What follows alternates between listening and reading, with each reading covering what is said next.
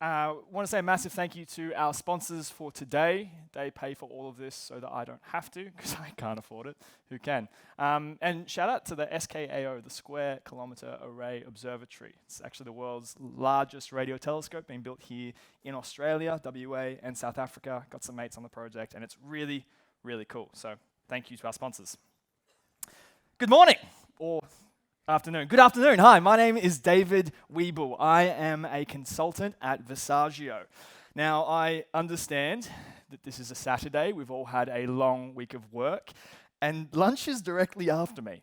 So I'm going to try and keep you engaged and try and get your thoughts on what I'm talking about rather than food. And I'm going to need you to work with me a little bit, because at some point in this presentation, I will call on you in the audience. I'm going to actually ask you to give a sign of shock or wonder. Something like a ooh or an ah, something like that. So can we practice this on the count of 3? 1, 2, 3. Ooh, very good. Cool. Let's kick in. Most mornings at Finn's, my local coffee store in the CBD, I order the same thing from Charles: a flat white Highland mist for the beans. Sometimes I just glide right on through, but other days I find myself quite nervous about trying to make my 8:45 a.m. meeting.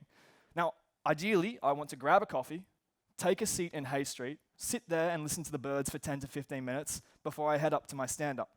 But I'm not prepared to get up at 6 a.m. And if I order too late, I won't have the time to sit and enjoy my morning coffee in the sun. I find myself thinking, what's the best time to order a coffee to make my 8:45 a.m. stand-up? I want to ask, hands up if, like me, you've considered the best time to order a coffee. Inquisitive people, this is good. Show of hands if at the grocery store you've wondered which line you should pick and you chose the wrong line. Super relatable. Businesses actually have questions just like this. How much inventory should I have on me at all times? Am I going to meet my daily iron ore production targets? Sometimes making mistakes in these questions can cost large amounts of money. Simulation can be used to answer these sorts of questions. Now, I do want to shout out that spreadsheets do exist. They are fantastic. I love me a good spreadsheet, and I've even seen some simulations done in some cooked spreadsheets. However, they're great for totals, but they really struggle with behavior. If you have any sort of time-based event, spreadsheets might not be the answer. They will struggle with variability, cues, and behavior. Spreadsheets are good, but cues live in time. Simulation is a clock with these programmable rules you can use to explore questions, and ultimately, it can help bring clarity and meaning from any data set. So, in the 15 minutes left I have, I'm going to make a promise that you will see a working model, touch wood, and you're going to see code you can run today that explores simulation concepts and you can recreate at home later tonight. We are going to use a coffee house, a virtual Finn's, I guess you would call it, in the CBD. And we're going to explore questions like, what if I have an influx of arrivals? What if some punk like me orders a 5-minute pour-over coffee and you are like 5th in line? What does that mean for you being that person? What if the manager decides to help out during this mid-morning rush? These are the things we will explore in our basic coffee simulation. If you were to Google core concepts in simulation, you might find the environment. This is an overall system which a simulation can take place, like a sandbox. It's the virtual construct. You'll see a process. This would be either a sequence of actions or activities which will evolve over time as the simulation progresses its internal clock. You will definitely find a resource. This is an entity within the simulation that tends to have a limited capacity. It will either process or support other activities within the simulation. And you'll get an event, a specific occurrence that will change the state of a simulation at a particular time. Within our coffeehouse simulation, we would model them like this. Our environment, that is the virtual coffee house that we are building together. The process, we're going to call the customer journey. I am the customer. I approach the coffee house. I place an order. I wait. I grab. I leave. That is the process. The resource is going to be the poor barista And we're going to have one single barista that has to make all of these coffees. And the event is anything that changes within the simulation: the arrival, the ordering, the receiving coffee.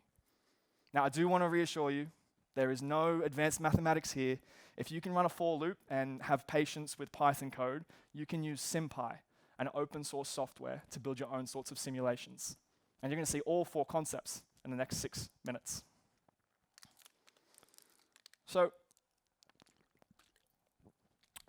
before we go straight to the code, let's take a look at a couple of the key few elements that we have in the simulation to make it work. With any sim, you have to have some input parameters. For this example, we're going to choose a random seed, 42. I'm going to run this simulation for 60 minutes between 8 a.m. and 9 a.m. I'm going to have, on average, a person arrive every 2 minutes, and on average, it's going to take 2.5 minutes to make a coffee. This is the run function, and it's going to serve as the engine, I guess, of our simulation, driving forward this environment until 60 minutes is up. Here we have our random seed. We must have variability. This is the thing that sets it apart from our worksheet. And we're going to instruct the environment to take up one resource. We're going to create the environment and then create a barista, which is a SimPy resource in the environment. We're going to give it a capacity of 1. This barista can only handle one task at one given time. We have a dictionary below. We're going to store all the results because it's not science unless you write it down. And then we're going to instruct the environment to process a function that will dictate this customer journey of arriving, queuing, placing an order, grabbing a coffee, and go. Let's take a look at this arrival process. Once again, this here is our customer journey. We put in the environment. We make sure that a barista is going into this process. We keep our logs. While we are still less than 60 minutes, we have the opportunity for a customer to arrive. We're rolling the dice, and on average, every 2 minutes, a customer shows up. Within the environment, to simulate this, we yield a timeout. We draw a number, we roll a dice, great. We're going to wait 1.5 minutes. We're going to wait 3 minutes, on average, about 2. Once someone arrives, we get the environment to process this customer. The customer here, me, takes in the environment. Every good customer has a name. It must interact with the barista, and once again, we're writing things down. When we get, as a customer, to the coffee house, and I see Charles there, I would like to make a request to him. I would like my coffee, but if he's busy doing something else, he can't handle my request until he is finished doing what he is doing. We have one resource who is constrained to make one coffee at a given time. So we would like to make a request to the barista, but they may be busy. So we'll actually go into a queue, and only once we've finished queuing, once the barista is able, they can yield to our request here. That is when they will begin to make a coffee. Down here, we pull out our service time, once again, using a function, grabbing a mean. It'll take about 2.5 minutes, and then we tell the environment to simulate this. We're going to wait 2.5 minutes. You with me so far? Awesome. So this is how it works. This is the engine for it. We receive our coffee, the arrival process keeps ticking onwards, and the sim will keep running until 60 minutes is done. Now, children of all ages, friends from near and far, now comes the part of the talk where I will attempt a stunt so daring, so death-defying, so incredibly risky, most developers squirm at the mere thought. Prepare your eyes and steady your hearts. Let's begin the live demo. Crushed it. Well done. Cool. Let's go to the code. So here, we're going to have our, where's my mouse? Minimal, basic coffee shop example. Like I said at the top, we have our input parameters. We have a couple functions here that will actually pull out a mean time, and we have another function here that will calculate roughly what's the 1 in 20 chance of your wait time being atrociously long. This is the customer we talked about. This is the arrival process we talked about. And here's the main engine of it, the run function. Whoa, that's very tricky. It's close. Man, these live demos, terrifying stuff. Cool. So we have run something here, a little script, and we can kind of see from my outputs that 2 minutes into the simulation, customer 1 arrives. And there is no current queue, so he makes a request to the barista. The barista, who is free, goes, yep, 1 flat white, coming up. Fantastic. Customer 2 arrives shortly after I place an order. And then 30 seconds after that, customer 3 arrives. Now, it's not until a little bit later that I actually receive my coffee. Then the barista can start to process customer 2. And we continue this process. We can see more people coming in, more people getting coffees, until eventually we hit about 60 minutes, and that's the end of the simulation. This poor barista served 23 people as best as he possibly could.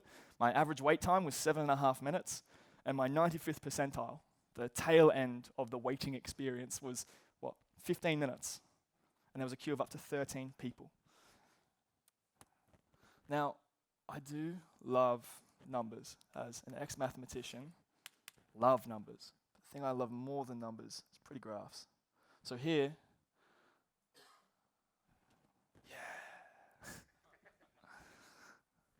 I'm not sure if you can quite see it at the back, but the top graph here represents the queue length and how it evolves over time in the simulation. The little red dots down here are the average waiting time for each, they are the waiting times for each of our virtual customers. It's using simulation and getting data like this, we can start to infer answers to solve our questions. So, to recap, we just created a basic coffee simulation. Single barista, simple arrivals, same average all throughout. We had an environment, a resource, a process, and all the events that take place within it. And it's really important to note we had a fixed seed, 42, for reproducibility. However, if you've had any experience with simulation, you'll realize that 1 seed is definitely not sufficient. When we have 2 different seeds, we will have 2 different answers. Randomness will drive very different outcomes. Even though the system setup here is 2 identical systems, just changing the random seed produces noticeably different results. The 95th percentile weight is nearly 50% higher in the first instance than it is the second. Now, as the saying goes, lies, lies, and damn statistics, averages don't always tell the whole story for the customer experience. While the average wait times are fairly close, I wouldn't mind waiting 7.5, 6 minutes, the extremes can be what matter for the customer experience. This 95th percentile wait time can highlight the more extreme tail end risks. Some customers may face substantially longer waits, depending on how arrivals and services just happen to line up on that day. This can partially explain why most of the time the coffee will come quick, but other days you just might be quite unlucky. What we did was a rather simplistic simulation. Now we can kick it up a notch to a more complex system. And I've got one I prepared a little bit earlier. But I want to highlight 5 key differences in this advanced simulation that we're going to go through. We're actually going to have variable coffee orders. Simple coffee, long black, a standard coffee, a latte, a slower coffee, an orange mocha frappuccino. We're going to enable the fact that you could have a peak window rush. So between 8:30 and 8:45, we'll actually have arrivals coming at double the rate because everyone needs to get their coffee before work.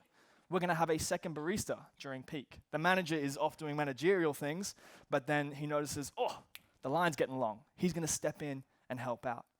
I've got set up multiple days configured, Monday through to Friday presets. On Friday, most people work from home, so we have less foot traffic through.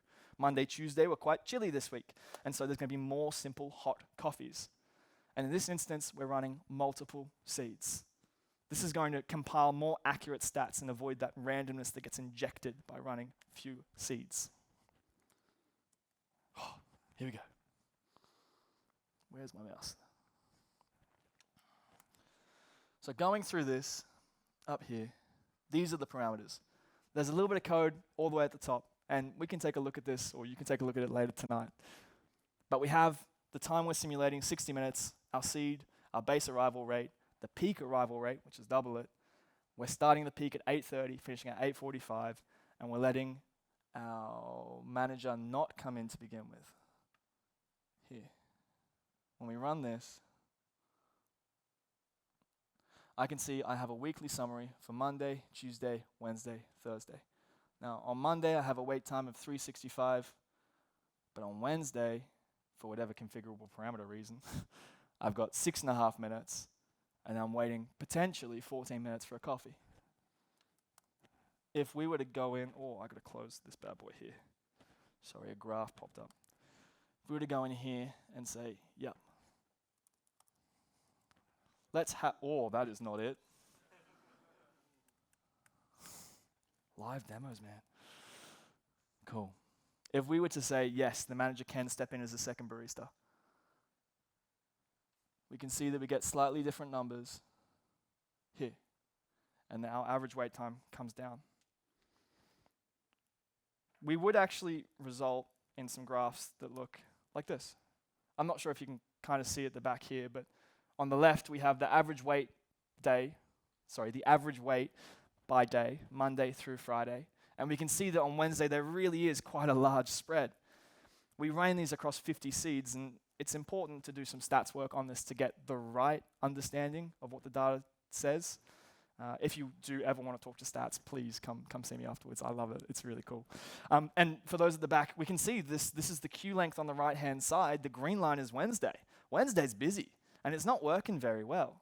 If we were to look at the table data, how do we interpret this? I mean, personally, to make my 8:45 a.m. meeting, maybe on a Wednesday, I should just use an espresso pod at home. That 95th percentile means that I could actually be a little bit later than I'd anticipate. So if I made coffee at home, I'd minimize the risk of being late, but also maximizing the sleep that I get on a Wednesday morning. This is what we do in industry. We use simulation to inform our decisions. And I really hope this interests you. If you wanted to start using SimPy for work, professional growth, or fun, here's just a basic roadmap that you could start to understand simulation. Model your flow. Understand what the problem is and try and figure out what causes what and put it into code. Add your variability. Understand your data. How long would I expect to wait on average? And once you've got everything set up in SimPy, the fun part, experiment, play, pull levers, break it. Try as many different inputs as you possibly can to see what outputs you get. And once you've received all your outputs, what do they tell you? What do these results, how do they inform our decision making? This last step can be quite tricky, but it's where the real value is. It can tell a shop owner how much inventory they might need, or a bar manager whether it's worth to add another bartender during peak hours considering costs. And this process is the foundation for a lot of simulation work. It can be applied to things like IT service desks, taco truck lines, serverless concurrency, and how do serverless platforms behave under load. Any problem that wants to explore trade-offs between capacity, performance, and cost can use simulation. I just moved to East Perth. Finns is no longer my local anymore, and I've got a bit of a longer commute now. Those espresso pods are actually looking mighty tempting, but my wife and I have agreed that we're going to grab a coffee at the new local place and go for a walk around Queen's Gardens a few days a week. There's a large building development just across the road, and there's an army of tradies that do a coffee run between 7 and 7:30 a.m. I've got to find my new best time. So next week, I'll begin the process of mapping this out, and I hope that the next first sip will be worth it. Thank you so much for giving me your time today. But before I leave you, I'd like to make it very, very clear. SimPy is free, easy, and you can do it today. This QR code will take you to a Git repo that's got the advanced and the basic and a cheat sheet on SimPy. Take a look at it. Download it. Run it. Tweak some parameters. Find me on LinkedIn. Hassle me. Message me. Reach out. Once again, my name is David Whebell, a consultant from Visagio. Thank you so much for listening, guys.